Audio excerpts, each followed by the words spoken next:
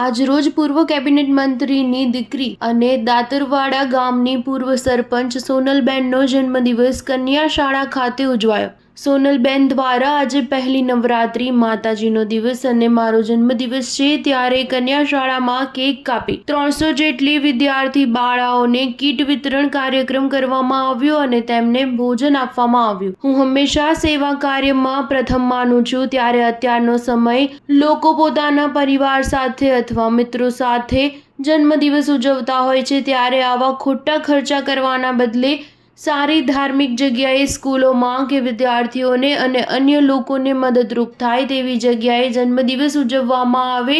તેવું જણાવ્યું હતું। પૂર્વ કેબિનેટ મંત્રી દિલીપભાઈ ઠાકોર દ્વારા પણ જણાવવામાં આવ્યું હતું કે હું નાનો હતો ત્યારે મારા ફાધર શિક્ષક હતા ત્યારે હું આ શાળામાં આવતો, ત્યારે આજે ફરી એકવાર મારી દીકરી દ્વારા નવરાત્રિના પ્રથમ દિવસે એનો જન્મદિવસ છે તો હું શાળામાં બધા સાથે જન્મદિવસ ઉજવવા માંગુ છું એવું જણાવ્યું હતું। આ કાર્યક્રમમાં દિલીપભાઈ ઠાકોર, સોનલબેનની માતા અને હારીજમાં સમગ્ર સેવાકીય કાર્યક્રમમાં આગળ રહેતા પૂર્વ નગરપાલિકાના પ્રમુખના પુત્ર અને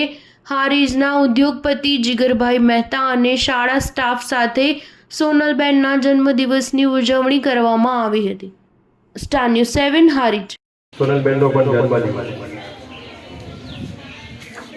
મને કે પપ્પા મારે જન્મદિવસ ઉજવવો છે, દીકરીઓ વચ્ચે જ ઉજવવો છે, કુદરતી આજે નવરાત્રી હશે। આજે 3 તારીખે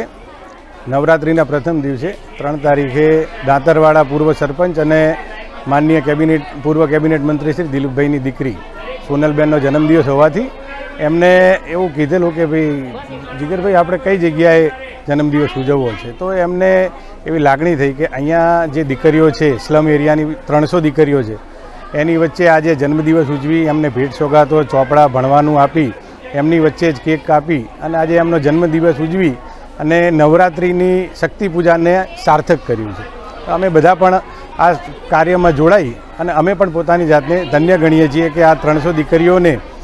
એક શક્તિ પૂજા કરી અને એક અનેરું ઉદાહરણ પૂરું પાડ્યું।